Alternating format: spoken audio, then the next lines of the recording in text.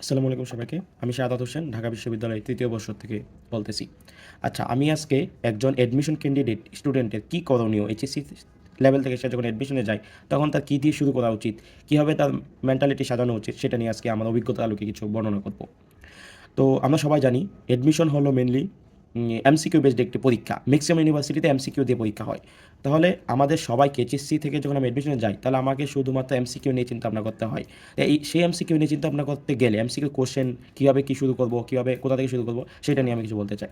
তাহলে আমাদের দেশে অধিকাংশ স্টুডেন্ট বুঝেই না কীভাবে একটা কোশ্চেন শুরু করবে পড়া, দেন আনসার করার আগে তার কী কী দায়িত্ব আছে বা কীভাবে কী শুরু করবে। তো আমি সেখানে আমার অভিজ্ঞতা আলোকে কয়েকটি পয়েন্ট লিখে রেখেছি, সেটি বর্ণনা করবো আজকে। তো সবার প্রথমে আমাকে বাংলা রিডিং পড়াটা জানতে হবে। যদি আমাকে ফিজিক্স, কেমিস্ট্রি, ম্যাথ, বায়োলজি বা অ্যাডমিশনে ভালো করতে হয়, আমাকে বাংলা রিডিং পড়াটা জানতে হবে, যেহেতু আমাদের কোর্সটা বাংলায় হয়। আমি যে বাংলা রিডিংয়ের কথা বলতেছি, এই বাংলা রিডিং আর গল্পে রবীন্দ্রনাথের গল্পে বাংলা রিডিং পড়া কিন্তু এক না।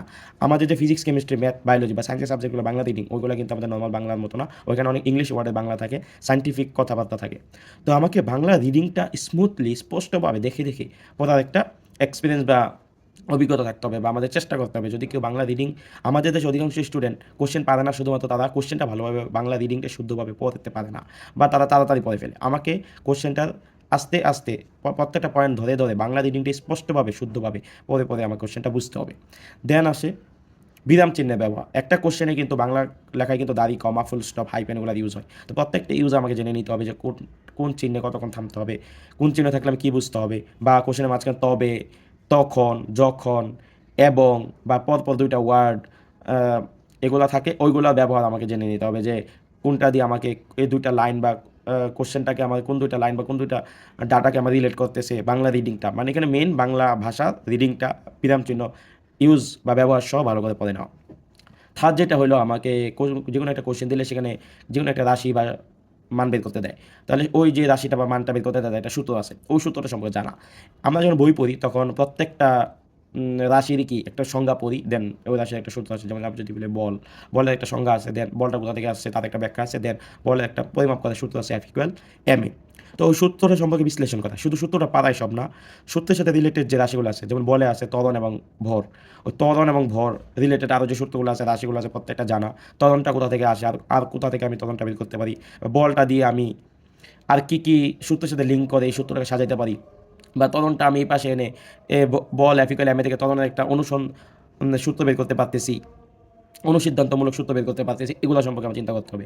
এইচএসসি লেভেলের সাথে অ্যাডমিশন লেভেলের একটু বেসিক পার্থক্য আমার মনে হয় হলো গিয়ে, এইচএসসি লেভেলে আমরা প্রত্যেকটা সূত্রের সিকিউতে বাম পাশে রাশিগুলো বের করি। যেমন বল F=ma, কাজ W=F×S, যে বল ইন্টু সরণ। তো প্রত্যেকটা জিনিসে আমাকে এইচএসসি লেভেলে কাজ অথবা বল অথবা চাপ বের করতে দেয়, কিন্তু এইচএসসি লেভেলে আমাকে সূত্রের বাম পাশে রাশিগুলোর মান দেওয়া থাকে, ডান পাশ থেকে যেমন একটা বের করতে দেয়। যেমন বল এফ এর মান দেওয়া, ভরের মান সামাও কোথা থেকে পাইলাম আমি, তারপর ত্বরণটা বের করতে দেয়, অথবা ত্বরণের মানটা দেওয়া কোথা থেকে, বল দেওয়া, আমাকে ভরটা বের করতে দেয়। মানে সূত্রের ডান পাশে রাশিগুলো বের করতে দেয়, এবং এগুলো সময় জানতে হবে। এবং একটা সূত্রের সাথে একটা সূত্রের রিলেশন, কম্প্যারিজনমূলক আলোচনা, কোনটা কোনটার সাথে রিলেট করতে পারে, কোনটা কোনটা সূত্রের সাথে আমি লিঙ্ক আপ করে আরেকটা নিউ সূত্র বানাতে পারি, এটা কিন্তু আমাকে নিজে নিজে চিন্তা করে পড়ার সময় ভেবে নিতে হবে। আর 4 নম্বর যে পয়েন্টটা আমার মনে হয়, ডাটা বিশ্লেষণ। প্রত্যেকটা কোশ্চেন পড়ে আমাকে ফার্স্টে ওই কোশ্চেনটার সময় একটু ভাবনা চিন্তা করতে হবে যে কী কী ডাটা দেওয়া আছে। ওই ডাটাগুলো অনুযায়ী যে রাশিটা আমাকে বের করতে বলছে লাস্টে গিয়ে, ভর বা ত্বরণ বা বল কিছু একটা বের করতে দিলে, ওই সূত্রটা কোনটা ইউজ করে, কোন সূত্রটা ইউজ করে আমি ওই রাশিটা পাইতে পারি, এবং অ্যাকর্ডিং টু আমার কোশ্চেনের ডাটা বিশ্লেষণ করা সবচেয়ে গুরুত্বপূর্ণ একটা বিষয়। এবং ডাটাগুলোর এককগুলো দেওয়া থাকে অন্য এককে, সেগুলো আমাকে এসে একক আনা লাগে, অথবা কোশ্চেনের প্রত্যেকটা অন্যান্য রাশির সাথে মিলিয়ে এককটা আনা লাগে। তো এই ডাটাগুলো বিশ্লেষণ করে এই 4টা ধাপ পরে গিয়ে আমাকে একটা কোশ্চেন আমি আনসার করার মতো উপযুক্ত হই। তো আমি যদি আপনাদেরকে একটা কোশ্চেন দেখাই যে কীভাবে ডাটা বিশ্লেষণ করে আনসার করা লাগে। আচ্ছা, এই জায়গায় একটি কোশ্চেন লেখা আছে যে কোনো বস্তুর উপর 100 নিউটন বল প্রয়োগ করলে বস্তুটি স্থির অবস্থান থেকে 10 মিটার দূরত্ব অতিক্রম করে 20 মিটার পার সেকেন্ড বেগ প্রাপ্ত হয়। বস্তুর ভর কত? এখানে আমরা দেখতে পাচ্ছি যে বস্তুর গতি সংক্রান্ত বিভিন্ন ডাটা দেওয়া আছে, কত মিটার সরণ হয়েছে, কত মিটার পার সেকেন্ড বেগ, কিন্তু লাস্টে আমাকে বের করতে দিয়েছে কি, বস্তুর ভর। তো এই কোশ্চেনে সর্বপ্রথম বল দেওয়া আছে, যেহেতু বল দেওয়া আছে, বলের ভর যে রাশিটা, এটা আমার বলের সাথে রিলেটেড, যে F=ma। তো ওই সূত্র থেকে আমার ভরটা বের করতে হবে। তো এর আগে ভর বের করার জন্য ওই রাশি, ওই সূত্রতে যে বাকি রাশিগুলো লাগবে, ওইগুলো আছে কিনা আমার দেখে নিতে হবে। তো তার আগে আমাকে ডাটাগুলো লিখতে হবে। ডাটা বিশ্লেষণ কীভাবে? তো কোশ্চেনটা ভালো করে 2 থেকে 3বার পড়ে নিতে হবে। তারপর যদি আমি ডাটাগুলো বিশ্লেষণ করি, কোশ্চেনটা পড়তে গিয়ে প্রথমে পেয়েছি আমি বল, যে বলকে আমি F দিয়ে লিখি, 100 নিউটন বল দেওয়া আছে। তারপর কি বলা হয়েছে, বস্তুটি স্থির অবস্থান থেকে। তো এই বাংলা কথাটা দিয়ে আমি কি বুঝতে পারি, বস্তুটি আদি অবস্থায় থেমেছিল, তাহলে তার আদি বেগ u equal 0 metre per second. Then আমি কি দেখতেছি যে বস্তুটি 10 মিটার দূরত্ব অতিক্রম করেছে, তো এটা তার সরণ বা দূরত্ব এস ইকুয়াল 10 মিটার। তারপর আমি দেখতে পাচ্ছি কি 10 মিটার যাওয়ার পর বস্তুটি 20 মিটার পার সেকেন্ড বেগ প্রাপ্ত হয়েছে, তো এটা তার বস্তু শেষ বেগ। যেহেতু তার এই অঙ্কের লাস্ট একটা বেগ এটা পেয়েছি, তো এটা এই ম্যাথের জন্য বস্তু বা এই ক্ষেত্রে শেষ বেগ 20 মিটার পার সেকেন্ড। আমাকে বের করতে বলছে কি বস্তুর ভর এম ইকুয়াল হোয়াট। তা আমরা জানি কি ভর সংক্রান্ত রাশিটা হয়ে সূত্রটা হলো যে এফ ইকুয়াল এম এ। তো এখানে আমার এই এমটা বের করতে দিয়েছে, এম বের করতে দিলে এই সূত্রে আমার এফ এর মান লাগবে, এর মান লাগবে, স্বভাবতই দেখা যাচ্ছে। তাহলে এখানে এফ এর মানটা সরাসরি এখানে আমার দেওয়া আছে যে কোশ্চেনে বা ডাটাগুলো লিখতে পাইতেছি, কিন্তু এর মানটা পাচ্ছি না। তো এর মানটা যেহেতু পাচ্ছি না, আমাকে এর মানটা বের করে নিতে হবে। এর মানটা বের করে নিতে হলে এ বের করা বিভিন্ন সূত্র আছে, অনেকগুলো সূত্র থেকে এ বের করা যায়, কিন্তু এখানে যে ডাটাগুলো দেওয়া আছে আমাকে চিন্তা করতে হবে এই ডাটাগুলোর ভিতর থেকে কোন সূত্রটা অ্যাপ্লাই করলে আমার এ চলে আসে। আমরা জানি একটা সূত্র যে V square equal U square plus 2as, এই সূত্র থেকে আমি এ বের করবো, কিন্তু এই সূত্রে বাকি ডাটাগুলো এই জায়গায় দেওয়া আছে, আপনি খেয়াল করলে দেখতে পারবেন। তো এই সূত্র থেকে যদি আমি এ বের করতে চাই, a equal v square minus u square by 2s। এই সূত্রে যদি আমি মানগুলো বসাই, ভি এর মান 20 স্কোয়ার মাইনাস ইউ এর মান 0 স্কোয়ার বা এস এর মান 2 ইন্টু n, কত হচ্ছে এখানে 420 কাটা 20 মিটার পার সেকেন্ড স্কোয়ার। তো আমরা দেখতেছি এখানে পেয়ে গেছি, কিন্তু অঙ্কে আমার সরাসরি এ নাই। তো এইভাবে ডাটা বিশ্লেষণের মাধ্যমে আমাকে যদি কোনো মেন সূত্র থেকে যদি কোনো রাশির মান দেওয়া না থাকে, আমাকে বাকি ডাটাগুলো বিশ্লেষণ করে মেন যে রাশিগুলো লাগবে যে আনসারটা বের করতে, সেটা আমাকে বের করে নিতে হবে। এখন যদি আমি এফ ইকুয়াল এম এর সূত্রে বসাই, তাহলে আমি এমটা বের করতে পারবো এফ বাই এ। এফ এর মান কত এখানে দেওয়া আছে 100, এর মান কত 20, 100 কাটলে 5 কেজি। আমরা দেখতে পারলাম কি এই ম্যাথ থেকে বস্তুটা ভর আছে 5 কেজি, যেটা আমি পরবর্তী যে ডাটাগুলো দেওয়া আছে ইউএসবি ওইগুলো বিশ্লেষণকে এ বের করেছি, এ বের করে তারপরে এফিক্যাল এম এর সূত্র থেকে এম বের করেছি। তো এই অ্যাডমিশন কোশ্চেনগুলো আমাকে এভাবে সাজানো হয় যে সূত্রগুলো আপনি পারলেই হবে না, সূত্রগুলোকে নিয়ে এদিক সেদিক কী করতে হবে, আপনাকে চিন্তা ভাবনা করতে হবে যে এই পাশ থেকে ওই পাশে গেলে, ওই পাশ থেকে ওই পাশে গেলে কী বের করে দিতে পারে, বা সূত্রের সাথে রিলেশন বা অন্য সূত্রগুলো কোনো রিলেশন আছে কিনা ওইগুলো।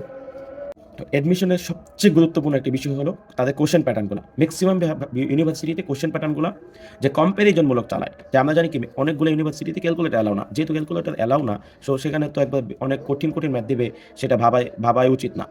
ম্যাথ ইজি দেয়, কিন্তু তারা বিভিন্ন কম্প্যারিজনমূলক ম্যাথ দেয়, যে একটার সাথে একটা তুলনা, একটা রাশির সাথে একটা তুলনা। এইচএসসিতে যখন আমরা একটা অধ্যায় পড়ে আসবো, শুরু করবো পড়া, তখন থেকে আমাকে অধ্যায়টা বুঝে অধ্যায়ের যে সংজ্ঞাগুলো আছে সংজ্ঞাগুলো বিশ্লেষণ করবো। কারণ আমরা বিগত বিভিন্ন ইউনিভার্সিটির কোশ্চেনগুলো যদি আমি অ্যানালাইসিস করি, তাহলে আমি দেখতে পারি কি সংজ্ঞাগুলো থেকে বিশ্লেষণমূলক অনেক কোশ্চেন আসে, সূত্র দিয়ে বা ম্যাথমেটিক যে কোশ্চেন এই প্যাটার্ন থেকে কিন্তু টিচাররা সরে আসতেছে। এখন কিন্তু কম্প্যারিজনমূলক, তুলনামূলক, বিশ্লেষণমূলক বিভিন্ন কোশ্চেন দেওয়া হয়। একটা রাশির সাথে আরেকটা রাশির তুলনা কীভাবে করা হয়, একটা রাশির সাথে আরেকটা অনুপাত, কত গুণ, এগুলো বের করা হয়। ঠিক আছে, তো আমাদের যারা এখন এইচএসসি থেকে অ্যাডমিশন লেভেলে পা রাখবো, তাদের উচিত যে আমাদের এই তুলনামূলক বিশ্লেষণের দিকে বা বেশি যাওয়া, এবং কোশ্চেনগুলো কীভাবে হয় প্যাটার্নগুলো দেখা। আমি যদি 24-25 সেশনের ঢাকা ইউনিভার্সিটির পদার্থবিজ্ঞানের কোশ্চেনটা দেখি, ম্যাক্সিমাম মানুষের কাছে এটা কঠিন মনে হয়েছে, কিন্তু আমার কাছে কঠিন মনে হয় না। যদি একজন স্টুডেন্ট বুঝে তুলনামূলকভাবে কম্প্যারিজনমূলক কোশ্চেন পড়ে এবং তার সংজ্ঞা বইয়ের কনসেপ্টগুলো ক্লিয়ার থাকে, তো তাদের কাছে কঠিন মনে হওয়ার কথা না। আরেকটি পয়েন্ট হলো যে